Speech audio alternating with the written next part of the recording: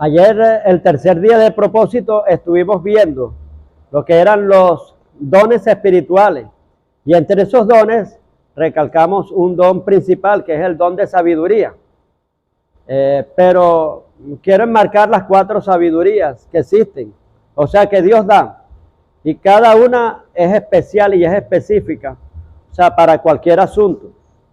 Entonces vamos con la primera sabiduría, que es completa, haciendo un recuento a grosso modo. Amén, porque nos vamos a enfocar en la 4ª sabiduría, que hoy vamos a tratar esa.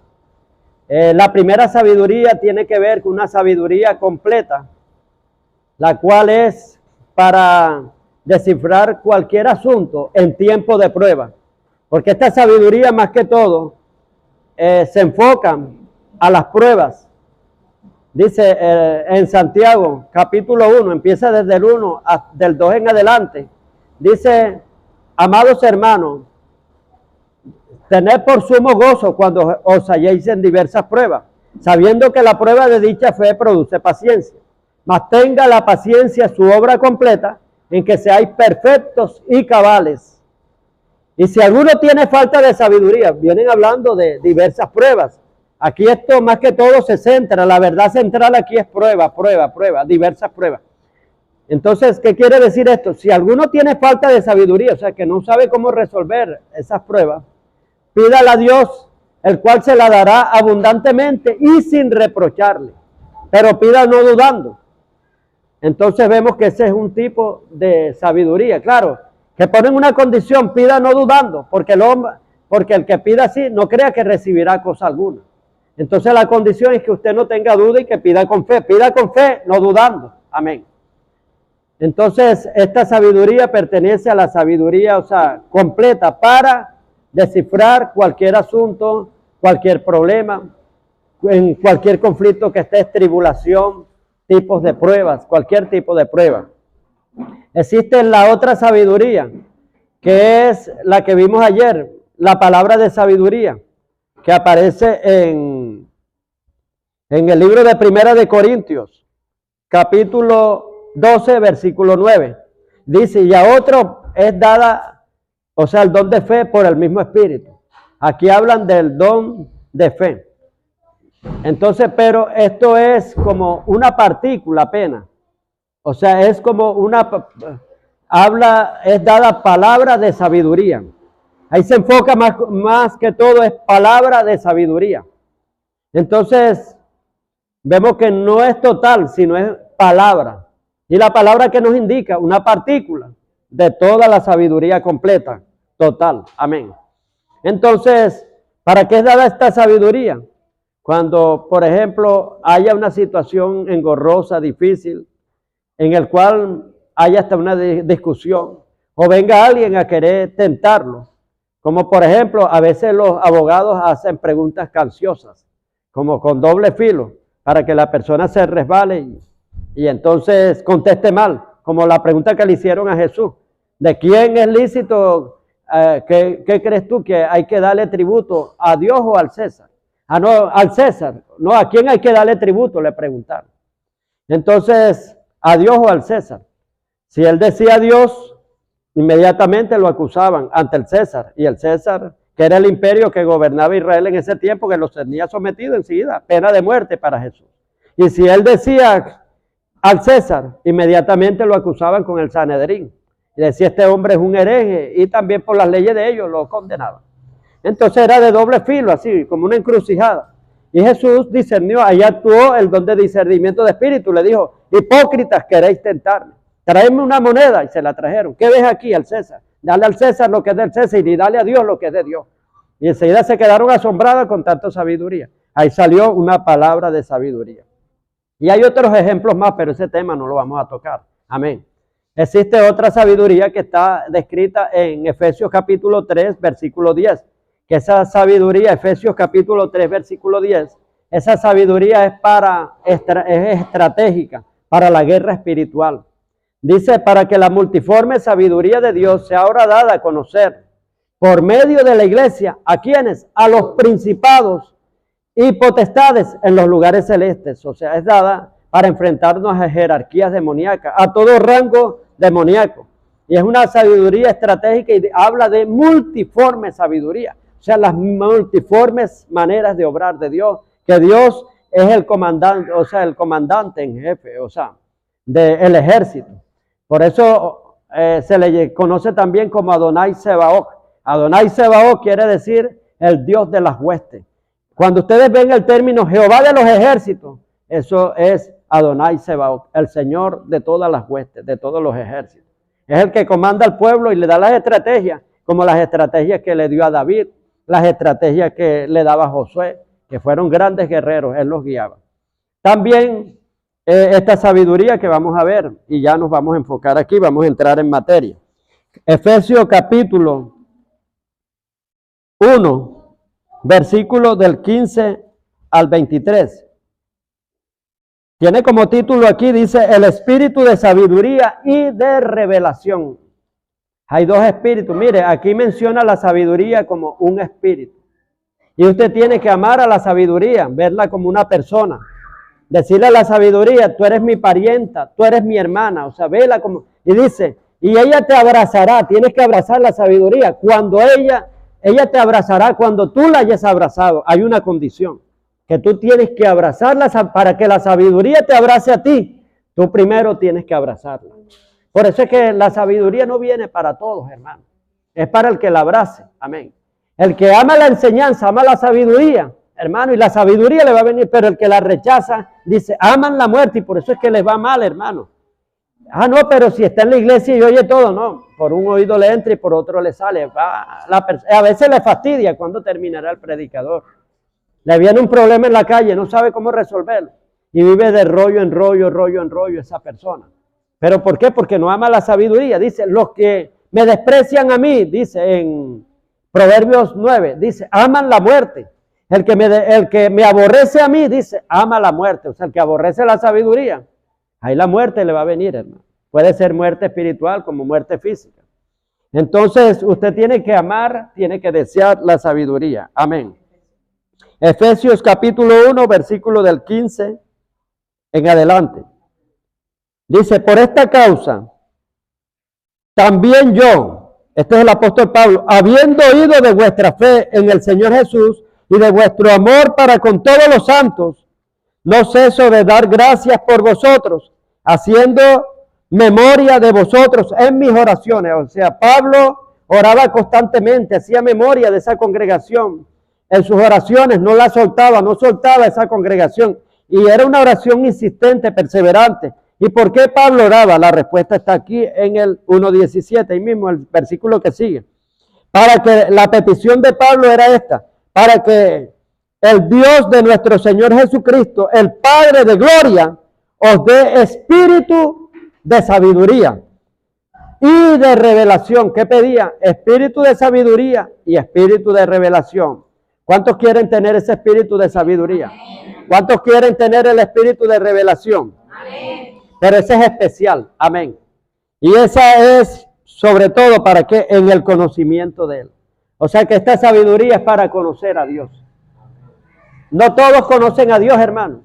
Hay gente que usted la ve predicando a diestra y siniestra, hermano, pero no conocen a Dios, hermano. Y viven en la iglesia, trabajan para la iglesia, atienden todos los utensilios y hacen toda la liturgia, pero no conocen a Dios. Amén.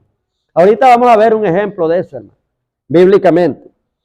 Seguimos en el 18. Dice, alumbrando los ojos. Esa sabiduría es para qué. Y ese espíritu de sabiduría y revelación para alumbrar qué. Los ojos de qué. El entendimiento. O sea, el entendimiento tiene ojos, hermano. Usted ve por aquí, por aquí.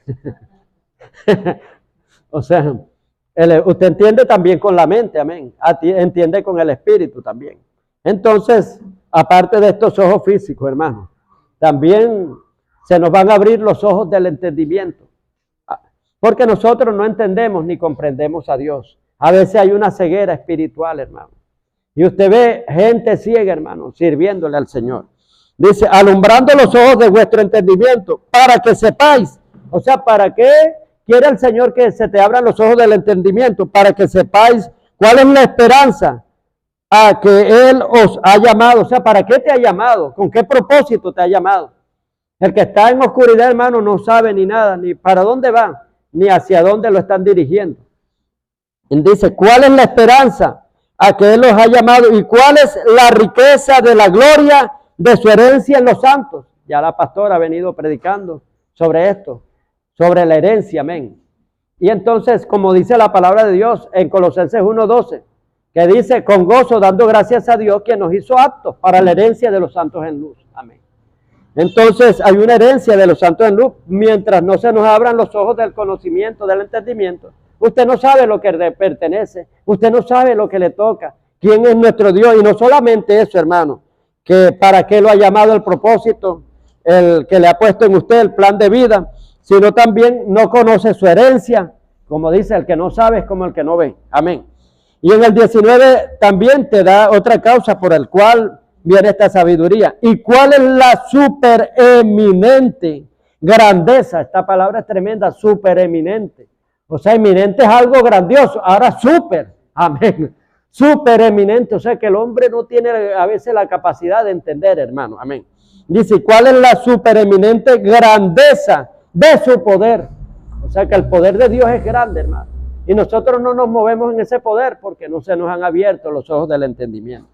No tenemos espíritu, ese espíritu de sabiduría y ese espíritu de revelación. Dice, ¿cuál es la supereminente grandeza de su poder para con nosotros, los que creemos? Dice, ¿cuál es la supereminente grandeza de su poder para con nosotros, los que creemos, según la operación del poder de su fuerza? Este es un versículo poderoso, hermano.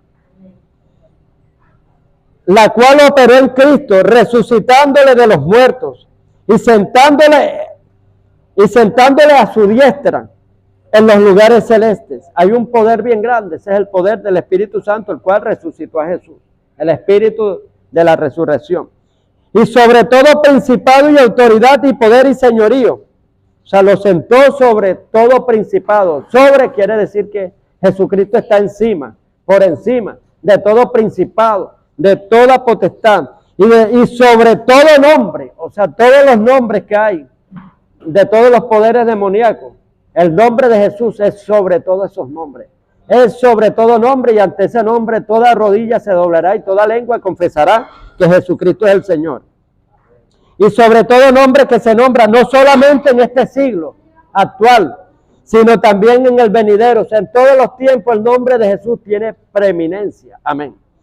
En el 22 dice, y sometió todas las cosas bajo sus pies, y lo dio por cabeza sobre todas las cosas a la iglesia. Lo dio por cabeza en todas las cosas a la iglesia, la cual es su cuerpo. Nosotros somos el cuerpo, y la plenitud de aquel que lo llena en todo. Amén. Cuando se nos revela este versículo, este pasaje, hermano, tremendo. Vamos a andar en un poder, pero bien grande.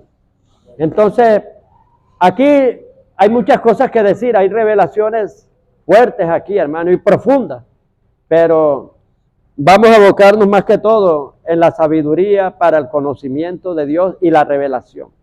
Ese espíritu tiene que entronarse en usted, tiene que venir, abrácelo. Por ejemplo, ustedes ahorita mismo están abrazando la sabiduría. Están aquí, tenían otras cosas que hacer, muchos dejaron otros asuntos y están aquí. Aquí este es un abrazo que le están dando a la sabiduría. Y la sabiduría también los está abrazando a ustedes porque se están llenando a mí. Dice, ella te abrazará cuando tú la hayas abrazado. Dile a la sabiduría, tú eres mi parienta, tú eres mi hermana. Ustedes tienen que amar, anhelar la sabiduría. Lo que tú ames vendrá a ti y lo que tú aborrezcas se te alejará. Dice, amó, despreció la bendición y ésta se alejó de él. Y amó la maldición y ésta le sobrevino. Y entró en sus entrañas y se filtró en sus huesos como aceite. Y se vistió de maldición como sus vestidos. ¿Por qué? Porque deseaba la maldición. Entonces el que, hermano, es terco o es terca, anda con terquedad, con algo, o sea, que le va a hacer de maldición, hermano, eso le va a venir, le va a sobrevenir porque no solamente lo desea, lo proyecta, sino lo atrae, es un imán que atrae también, es una fuerza de atracción. Y se le va a venir, hermano, con un boomer y lo va a aplastar, amén. Entonces usted tiene que desear las cosas buenas, usted tiene que anhelar la sabiduría. Este tipo de sabiduría es para conocer a Dios realmente, para usted compenetrarse con Dios en ese lenguaje espiritual, amén. Cuando usted está orando, meditando en la presencia de Dios, vemos que se le va desarrollando esa sabiduría. Usted va conociendo, hermano, va conociendo y va entendiendo lo que Dios ama, aborrece lo que Dios va aborreciendo. Va entendiendo que Dios no le agrada ciertas cosas, usted deja de hacerlas. Y va entendiendo lo que Dios le agrada, usted lo hace. ¿Por qué? Porque usted conoce a Dios. Es como el que no conoce un patrón, no conoce un jefe y se mete en una empresa y sin dirección ni nada, o sea, del jefe, va a hacer las cosas malas. Pero el que conoce, no hagas esto, le dice un nuevo, porque al jefe no le gusta. Ah, pero esto es bueno lo que yo voy a hacer. Yo conozco al jefe, esto se ve bueno, pero a él no le agrada. Y entonces así nosotros llegamos a conocer a Dios por medio de esa sabiduría.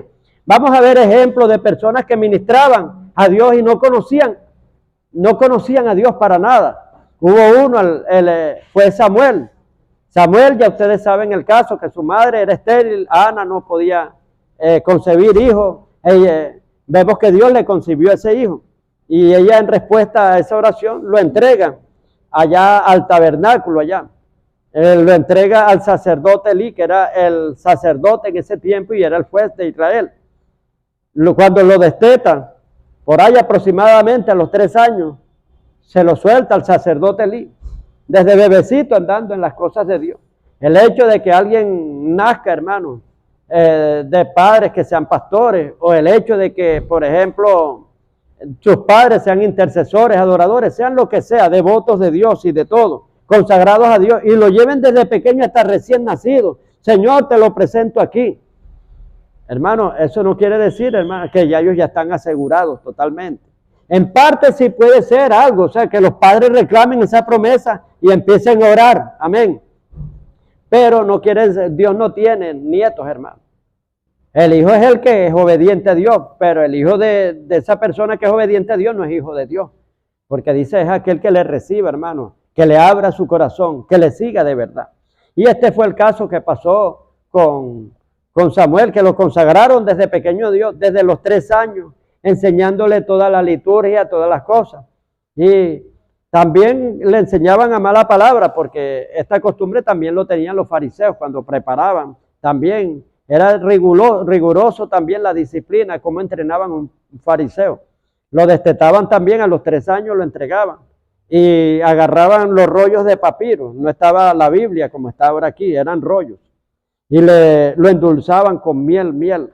Y le hacían actos proféticos que comiera miel en medio de los rollos para que amara la palabra, la viera como un alimento, como algo así. Y sin embargo, vemos que Samuel, a pesar de todas estas cosas, no conocía a Dios. El muchacho tenía buenas intenciones, tenía un corazón puro, limpio, porque no se contaminó. Usted puede estar en medio de la inmundicia, hermano, en medio de la inmundicia, pero usted ahí no se contamina, amén. No se pone y aborrece lo que está haciendo los demás. Por ejemplo, Samuel no le agradaba lo que hacían los hijos mayores de Elí.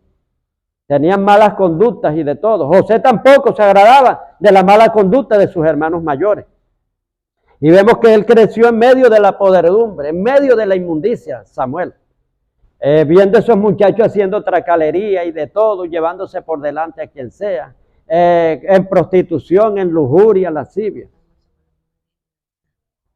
Y vemos, o sea, que todo lo que hacían, profanaban el altar, metían mujeres, hacían relaciones, hacían sexo. Todo estaba, o sea, contaminaban todo eso. Y eso, hermano, aunque usted sea parte de alguien que sea sacerdote o que sea consagrado, puede tener unos padres, pero eso trae consecuencias. Vemos que uno se convirtió, escuché el testimonio de que él escuchaba a su padre pidiéndole, Señor, salva a mi hijo, pero un día escuchó al padre que dijo, Padre, mátalo, llévatelo, Señor. Y enseguida yo me puse las pilas, digo, porque mi padre cuando oraba era tremendo y ahora es un pastor. Claro que no vamos a orar de esa forma ni nada. Amén. Pero hay padres que dicen, hay padres que dicen, te lo entrego. La paga del pecado es muerte. Si la persona está residiendo y puede ser hijo de quien sea, hermano. de apóstol, de pastores, se lo llevan, hermano, lo cortan inmediatamente. Y ahí no hay que dolerse ni nada, porque cada quien busca su propio mal. Amén. Yo soy tajante, hermano. Esto es de violento. Uno va para adelante y el que se va quedando y va despedazado, que se quede, hermano. Uno va para adelante y para adelante y para adelante. No hay que retroceder, no hay que regresarse, hermano. Esto es de violento y violento y violento. Yo voy para allá y, ay, que se murió, no, hermano. Se metió en pecado y allá el hermano, ya están grandecitos, ya están de todo, hermano. ¿Qué pecó? No, mientras yo no haya pecado, tengo mi frente en alta. Amén. Porque cada quien rinde cuenta por sí mismo. Yo voy para adelante, y yo trato de no manchar mi hoja de vida ni nada. Yo voy para adelante, amén, con Dios. Esto es de violento, hermano. Hay que ir llorando y llorando y llorando. Si oro, empiezo a orar lo que me toca, pero ya lo que se dio, se dio. Amén. Y voy para adelante. Porque cada quien tiene un libre albedrío, hermano. Hay que respetar eso. El que quiere la muerte y la maldición, bueno, que agarre el camino de la muerte y maldición. Él mismo se lo buscó. O ella misma se lo buscó. Amén. El que quiere la vida, más la vida, bueno, busca. Y así, hermano, cada quien elige su propio destino. Es el arquitecto de su propia vida y Dios no se mete en eso, hermano. Dice Deuteronomio 30:19, a los cielos y a la tierra pongo y por testigo delante de ti, que pongo la muerte y pongo la vida, pongo la maldición y pongo la bendición. Escoge, libre albedrío, libre escogencia. Claro que da un consejo también. En el 20 dice, si has escogido a Jehová tu Dios, has escogido la vida para que vivas tú y tu descendencia. La descendencia, o sea, tus decisiones afectan a tu descendencia, tanto para bien como para mal. Si es una buena decisión, cree en el Señor Jesús, serás salvo tú y tu casa. Pero cree en el diablo y va a ser maldición para toda la casa. Los que se meten a brujos se le destruyen todo el hogar, toda la casa. Entonces, ese es un libre albedrío, cada quien, ya la gente, yo por ejemplo a mis hijos yo los llevé y los obligaba cuando tenían menos de 18 años. Y yo decía, vamos para la iglesia. No, que no, algunos. Con Carlos David no tuve casi esa lucha, porque Carlos David amaba la iglesia, más bien quería. Cuando hay servicio, yo quisiera que hubiera servicio. Decía así. Pero a esa edad ya no se ponía así, yo le decía. O sea que uno respondía hasta cierta edad. Yo decía, hasta cuando ustedes cumplan 18 años, bueno, pueden hacer lo que quieran. Claro, respetar la casa acá. Pero ahora nosotros rendimos cuenta ante Dios. Y lo llevábamos porque Dios le pide cuenta a uno. Cuando uno, hay que los hijos, no, ellos están todavía bajo potestad de uno y uno rinde cuentas por ellos. Ellos no se mandan solos. Como por ejemplo, me gustó mucho una parte, o sea, que pedían oración. Mire, que ore por mi hijo porque está ahí adicto al televisor, esclavizado. ¡Oren! Señora, yo no voy a orar, apáguele el televisor y más nada, usted no es jefa de su casa. Eso es correcto, hermano, eso es correcto. Amén. Sí. Sí. Vamos a ubicarnos, hermano, en Primera de Samuel 3.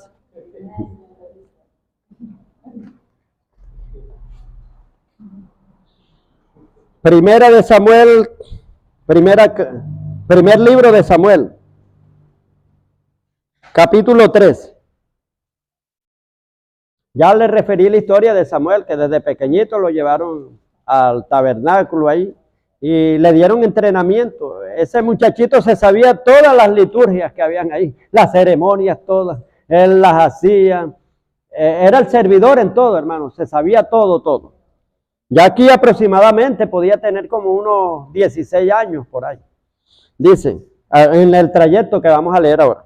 Dice, el joven Samuel ministraba a Jehová. Que la palabra ministrar es servir. Prestaba servicio a Dios. Ministraba a Jehová en presencia de Elí. O sea, el sacerdote Elí era el mentor, el que lo conducía. ¿Y qué dice aquí? Y la palabra de Jehová escaseaba en aquellos días. Y por escasear la palabra de Dios no había visión con frecuencia. El que no tiene la palabra entronada no tiene visión. Amén. La palabra te genera visión. Aquí hay un principio que establecer. Que cuando mora la palabra de Dios en abundancia en ti, tú sabes lo que tienes que hacer. Nadie te manda, nadie te dirige porque ya tú sabes ya lo que tienes que hacer. Hay visión, ya tú tienes visión, sabes cuál es tu propósito. ¿Para dónde vas? ¿Para qué Dios te llamó? Amén. Y dice, una causa era porque escaseaba en aquellos días la palabra y no había visión con frecuencia. Aconteció un día que estando Elí acostado en su aposento, cuando sus ojos comenzaban a oscurecerse, de modo que no podía ver, y aquí ya era un ministerio que iba en decadencia, amén. Ya iba en decadencia, tanto en el estado de vejez de él, como también la visión espiritual se le estaba opacando. Dice aquí, y no podía ver, Samuel estaba durmiendo en el templo de Jehová, donde estaba el arca de Dios. Mire, dormía en donde estaba el arca de Dios, la presencia de Dios donde estaba el arca. Y antes de que la lámpara de Dios fuese apagada, esa no es esa lámpara, esa es la lámpara del sacerdote Elí, que ya estaba oscuro, hermano. La escritura hay que interpretarla. Cuando es literalmente por logo, inspiración, la gente se va a lo secular, a lo natural. Pero ahí era una lámpara que le iban a poner reemplazo. Era al sacerdote Elí, porque él era el maestro del pueblo, el que le daba las escrituras. Aquí en este momento yo soy la lámpara de ustedes. Los estoy alumbrando por la palabra. Pero si yo entro en pecado, se me entenebrece el entendimiento. Entro en ceguera espiritual. Dios me libre y Dios me guarde. Amén. Y me desata. Y entran espíritus demoníacos, empiezan a confundir y empiezo a dar falsa doctrina. Usted no ve cómo se han desviado muchos sacerdotes, muchos pastores, que empiezan predicando bien y terminan mal y empiezan a decir hasta locuras tremendas. Que usted dice, Dios mío, ¿cómo puede predicar esta locura? Yo nunca creí que alguien predicara una locura como esta. Y dice, y donde estaba el arca de Dios, y antes que la lámpara de Dios fuese apagada, antes de quitar a Elí, Jehová llamó a Samuel a otra lámpara nueva. Y él respondió, heme aquí. Y recorriendo luego Elí, vamos a leerlo desde el 3 para ubicarnos mejor. Samuel estaba durmiendo en el templo de Jehová, donde estaba el arca de Dios, y antes que la lámpara de Dios fuese apagada, Jehová llamó a Samuel, y él respondió, heme aquí. Y respondiendo luego, y corriendo luego a Elí, dijo, heme aquí, ¿para qué me llamaste? Y Elí le dijo, yo no te he llamado, vuelve y acuéstate. Fíjense, no conocía la voz de Dios. Y estaba, hermano, ministraba en la presencia de Dios y durmiendo donde estaba el arca de Dios. Y no conocía a Dios, hermano. No conocía el tono de voz de Dios ni nada. Dios lo llamó audiblemente y él se confundió. Creía que era Elí el que lo estaba llamando. Y le dijo, acuéstate. Y él se volvió y se acostó. Y Jehová volvió a llamarlo otra vez a Samuel. Y levantándose Samuel vino a Elí y dijo, heme aquí, ¿para qué me has llamado? Y él dijo, hijo mío, yo no te he llamado, vuélvete y acuéstate. Y Samuel no había conocido aún a Jehová, ¿qué dice ahí?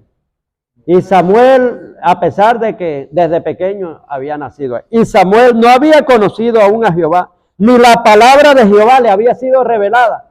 No tenía ni el don de sabiduría para conocer a Dios, ni revelación para conocer a Dios. Jehová pues llamó la tercera vez a Samuel, y él se levantó y vino a Elí, y dijo, heme aquí, ¿para qué me has llamado? Entonces entendiendo Elí que Jehová llamaba a Samuel, ¿por qué? Porque para un judío, cuando son 3 veces, ya eso es serio ya. Y él entendió ya dedujo que era Dios el que lo estaba llamando. Y dijo Elí a Samuel, ve y acuéstate. Y si te llamare dirás, habla Jehová porque tu siervo oye. Así fue Samuel y se acostó en su lugar. Y vino Jehová y se paró. Y llamó como las otras veces, Samuel, Samuel. Entonces Samuel dijo, habla porque tu siervo oye. Y Jehová dijo a Samuel, he aquí, haré yo una cosa en Israel, que a quien la oyere se le retiñirán los dientes. Y le dio un mensaje profético en el llamamiento. Aquel día yo cumpliré contra Elí todas las cosas que he dicho sobre su casa, desde el principio hasta el fin. Amén. Hermano, a veces Dios está dando una palabra y Dios la envía por algo que puede suceder. Yo recuerdo que yo estaba en una reunión y alguien dio una palabra que era extraña y después eso aconteció y ocurrió. Y le ocurrió al mismo hermano, al que le estaba predicando. Entonces, si Dios ha traído esta palabra, hermano, tenemos que enderezarnos todos. Amén. Porque a veces es un aviso. Yo recuerdo que ese día en una reunión predicaron sobre el reino de Israel cuando se dividió.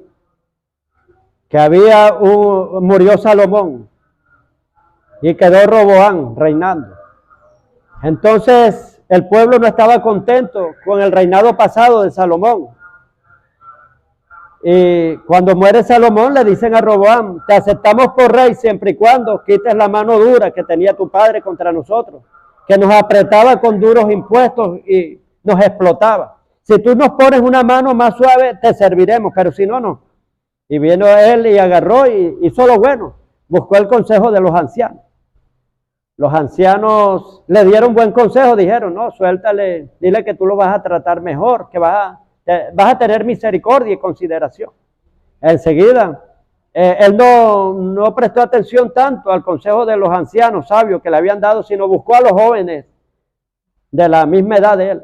Y le dijo, muchachos, me ha ocurrido esto, el pueblo me pide esto. Buscó a sus amigos y los amigos le dijeron, dile que le vas a apretar mano dura, que si su papá le apretaba así con un dedo, tú le vas a poner toda la mano de hierro y lo vas a atormentar con tormentos de alacrán. Métele presión para que te obedezcan a la fuerza, para que enseguida se sometan. Y cuando él le dijo esto al pueblo, el pueblo dijo, no, olvídate que te seguiremos. Lo abandonaron enseguida. Ahí se dividió el reino. Y entonces, pero vemos que quien estaba contando eso, no acudió ni siquiera a ancianos, sino a los mismos, a otras personas. Y vemos que ahí vino la división tremenda. Y quizás él estaba diciendo esto, fíjense que a veces una persona dice algo, profetiza algo sin saber. Como que dijo el sacerdote, Anás, que era el sacerdote en ese tiempo, es mejor cuando iban a juzgar a Jesús, que muera un hombre por todos y no todos por un hombre. Y eso que Anás andaba en pecado y andaba mal. Entonces andaba con malas intenciones y iba a matar a Jesús. ¿Y qué dice la Escritura? Esto lo dijo no por él, sino ese don de profecía vino, porque Dios se lo puso en la boca. Amén. Hay cosas que a veces la persona no lo dice por él mismo, sino porque Dios quiere que diga y después viene el juicio enseguida. Porque Dios usa al hombre, la boca del hombre, para enviar juicio. A veces antes de que Dios enviara un juicio, Dios enviaba, yo te he enviado a ese pueblo, no te van a escuchar, pero para que sepan que profeta les envié desde temprano. Los amonesté desde temprano para que se devolvieran de sus malos caminos y no se quisieron devolver. Mas ahora ellos no tienen excusa. Venía juicio, hermano. Bueno, hermano, aquí podemos ver que tenemos que pedir espíritu de sabiduría y de revelación. El hecho de estar en una iglesia bastante tiempo, a veces envejecemos en una iglesia, pero no conocemos al dueño de la obra. A veces estamos en una empresa, pero no conocemos al dueño de la empresa. Trabajamos para el dueño de la empresa, hermano, y trabajamos. Después, oye, ¿quién es el dueño de la empresa? O hace algo, parece que tú no conocieras al jefe. O sea, así hay muchos hermanos que parece que no conocieran al jefe. ¿Por qué? Porque forman un Dios a su modo, a su conveniencia, como les convenga. Amén. No el Dios verdadero. Mire, en esta empresa celestial, el jefe es Dios y Él es el que pone las condiciones. No, nosotros no le ponemos condiciones a Él. Imagínese, hermano Reni, usted que ha tenido también empresa, que vengan los trabajadores de usted y le diga, bueno, yo voy a trabajar aquí, pero con la condición de que usted me acepte esto, me salen mis parrandas por ahí, ese día yo no voy a venir, Reni, olvídate de que vengo, y muchas cosas, ¿usted lo aceptaría así? No, aquí el que pone las condiciones es Dios, hermano. A veces formamos un Dios a nuestro modo y como nos convenga, hermano. Y entonces, pero Dios va a pedir cuenta. Aquí las condiciones las pone Dios, cómo se salva el hombre. Amén. No como tú no le pones condiciones, Señor, yo me voy a salvar, pero haciendo esto y esto. Entonces, hermanos, necesitamos conocer a Dios. ¿Por qué? Porque actuamos como que si no conociéramos a Dios, hermanos. Vemos, o sea, que el apóstol San Pablo también le ocurrió esto, cuando era Saulo de Tarso. Él tenía el espíritu religioso. Y sabe que un fariseo, hermano, era incansable sirviéndole al Señor. Y él matando a cristianos, persiguiendo a la iglesia, creyendo que le servía a Dios. Y andaba día y noche, hermano, y pidiendo cartas y esforzándose hasta que se le aparece Dios y tiene un encuentro personal con Dios. Y conoció a Dios. Necesitamos tener un encuentro personal con Dios para que la religión se nos salga, hermano. Y él enseguida conoció al Dios verdadero y empezó a servirle como tenía que servírsele a Dios. Amén. Dios le cambió de nombre. Le puso Pablo. Antes era Saulo y después fue llamado Pablo. Vemos que Isaías no conocía a Dios, hermano. Andaba, es bueno que leamos esto aquí en Isaías capítulo 6. Capítulo 6, versículo 1, libro de Isaías.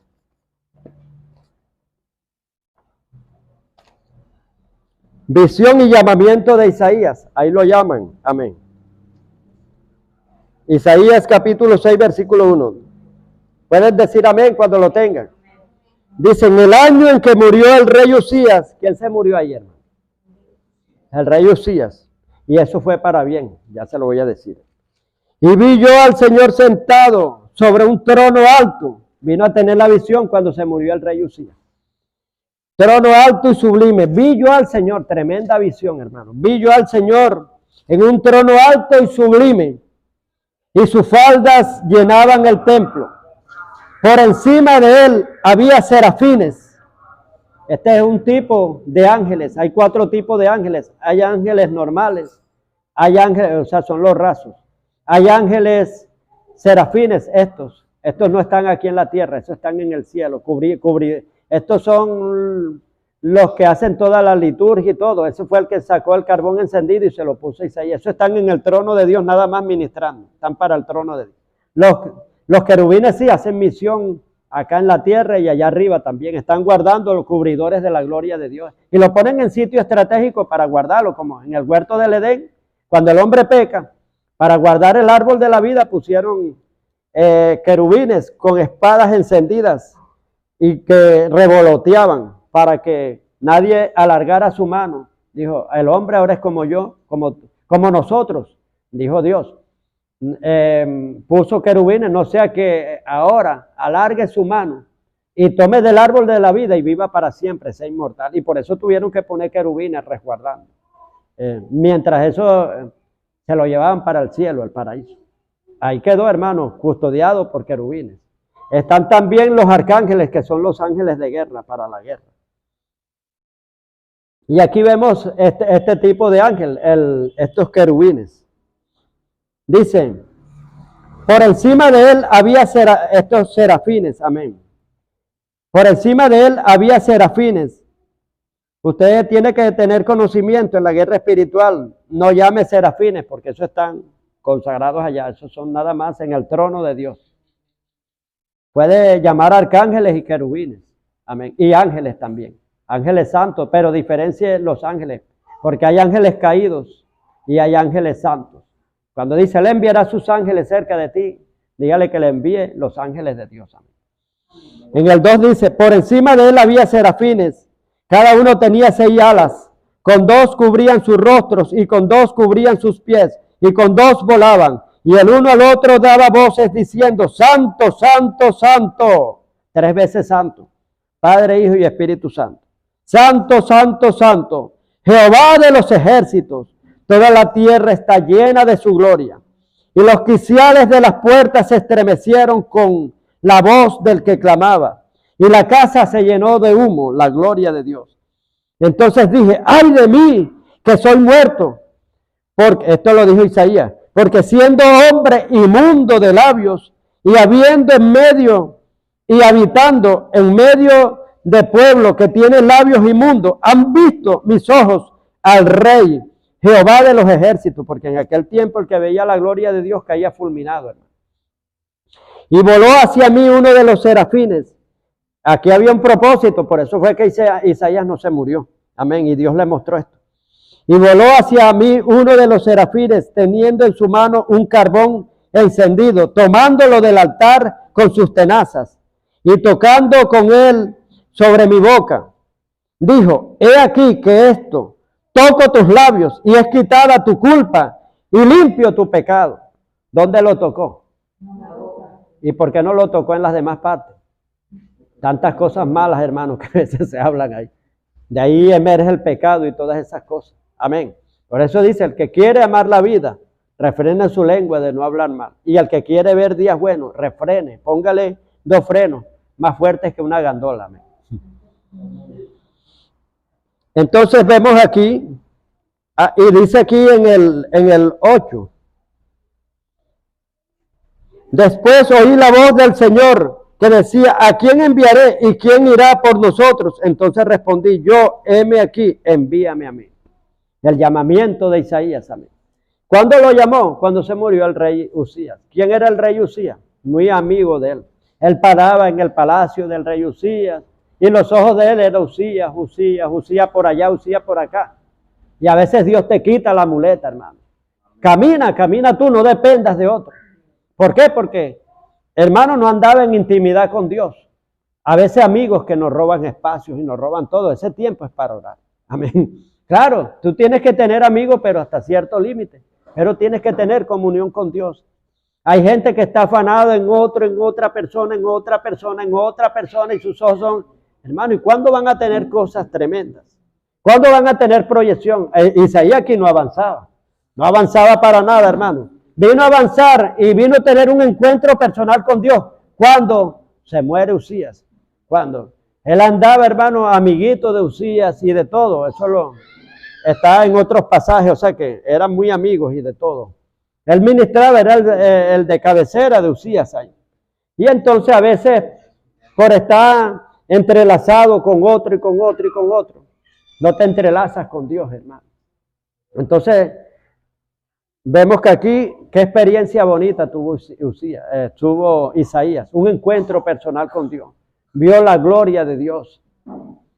Vemos que cuando empezó Kathryn Kuhlman a ministrar tremendamente, cuando soltó el lazo, hermano. Esa mujer tenía un llamado grande al principio, jovencita. Empezó a moverse en dones y en muchas cosas, hermano. Pero después conoce a un hombre que era casado.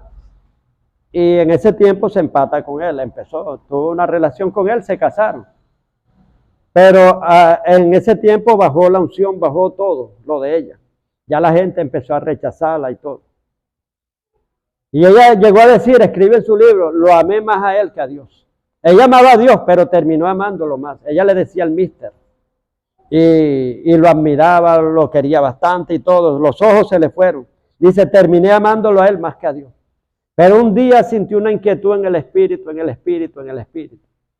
Y vino y Dios le dijo que soltara. Y ella vino y le dejó una carta. En ese tiempo eran cartas. Le escribió una carta que se iba con todo el olor del alma, pero cortaba ese lazo.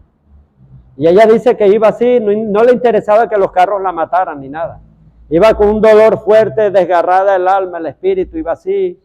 Y no le interesaba que los carros la mataran, salió así. Pero tomó una decisión violenta, hermano. Hay decisiones violentas que hay que tomar, que son de vida o son de muerte. ¿Por qué?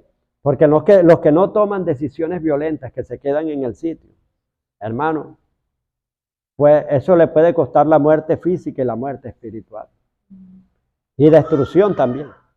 Entonces vemos que aquí, quizás, Isaías ahí por estar entrelazado, le cortan la muleta para que camine. Y ahí enseguida ya empezó a buscar de Dios bastante. Y ahí le viene visión. Tremendo profeta de Dios. Búsquenlo en la Biblia, que fue el que más profetizó sobre el reinado mesiánico, sobre Jesús. Profecías mesiánicas, diestra y siniestra. Al que más le reveló Dios fue él. O sea, a los demás también le reveló. A David y a otros más, pero a este más. ¿Por qué? Porque él se consagró para Dios. Amén. Una consagración tremenda. Entonces, no quiere decir, que uno deje unos planes, sino que el primer lugar sea Dios, más que todo. Pero cuando tú dejas a Dios y pones a lo otro en primer lugar, hermano, te va a ir mal. Amén. Porque dice, amarás a tu Dios sobre todas las cosas. Amén. Y tenemos que pedir esta sabiduría. Cómo acercarnos a Dios. Cómo, hermano, ese lenguaje desarrollarlo. De la conexión con Dios, estar conectado. Algo que me admiró y lo creo, de un pastor, que ese pastor está siempre en la presencia de Dios. Y no hay excusa porque tiene, hermano, un trabajo que es absorbente. A veces le está hablando con uno y está así, eso cuesta tanto, tanto, tanto. Y está así por acá y por acá y como él es la mano derecha y el administrador, todo lo consultan con él y está consultado a diario, a diario, a diario, a diario. Pero aún así está metido en las cosas de Dios. Y ahí mismo está orando, está todo. Y él dice, yo no tengo necesidad de durar mucho tiempo con Dios para que Dios me hable. A mí Dios me habla rápido, dice él. Él viene y se mete ahí mismo y ya ha hecho ya una conexión con Dios que nada le estorba, ni bulla, ni por aquí, ni por acá, ya está conectado, logró enchufarse, logró conectarse, ya tiene un acceso directo, está en acceso directo. Entonces tenemos que alcanzar ese nivel, hermano. Y Dios nos va dando esta sabiduría. Hoy vamos a pedir por ese espíritu de sabiduría, espíritu de revelación para conocer a Dios. Y también van a entender algo ahora que les lea esto, que está en 2 de Juan, capítulo 1, versículo 9. Van a ver por qué muchos se apartan, habiendo predicado bastante la palabra de Dios. Que usted dice, pero Dios mío, no concibo en mi mente cómo se apartó fulano. Si él me enseñó a mí, él me daba bastante clase, él era un perito en la palabra. Y ese hombre paraba orando, era un hombre de oración. Aquí está la respuesta. Segunda carta de San Juan. Capítulo 1, tiene un solo capítulo, versículo 9. Dice, cualquiera que se extravía, o sea que se descarrió, o que ya no anda en el lineamiento, anda torcido. Cualquiera que se extravía y no persevera en la doctrina de Cristo, no tiene a Dios. El que persevera en la doctrina de Cristo, ese sí tiene al Padre y al Hijo. Hermano, disculpe. Segunda carta de Juan, ¿qué versículo? El versículo 9, porque tiene un solo capítulo. ¿No? Sí. Dice, cualquiera que se extravía y no persevera en la doctrina de Cristo, no tiene a Dios. O sea, porque nunca tuvo a Dios. Ministraba para Dios, pero sin Dios. O sea, ministraba todo el tiempo para Dios, para Dios, para Dios, pero no tenía a Dios, o sea, sin Dios. Cascarones vacíos a veces. Cascarones ambulantes. Cualquiera que se extravíe y no persevera en la doctrina de Cristo, no tiene a Dios. El que persevera en la doctrina de Cristo, ese sí tiene al Padre y tiene al Hijo. Amén. Entonces necesitamos conocer a Dios. Necesitamos tener un encuentro personal con Dios realmente. Cuando tú verdaderamente tienes un encuentro personal con Dios, hermano, vemos que tu vida va a ser diferente. No vas a conocer el aburrimiento. No vas a conocer nada. O sea, tu pasión es Dios, hermano. Servirle a Dios. Entonces, la iglesia, todos necesitamos, hermano, conocer a Cristo realmente. Amén. Y vamos a estar orando por esto. Porque Dios nos dé ese espíritu de revelación y de conocimiento. Amén.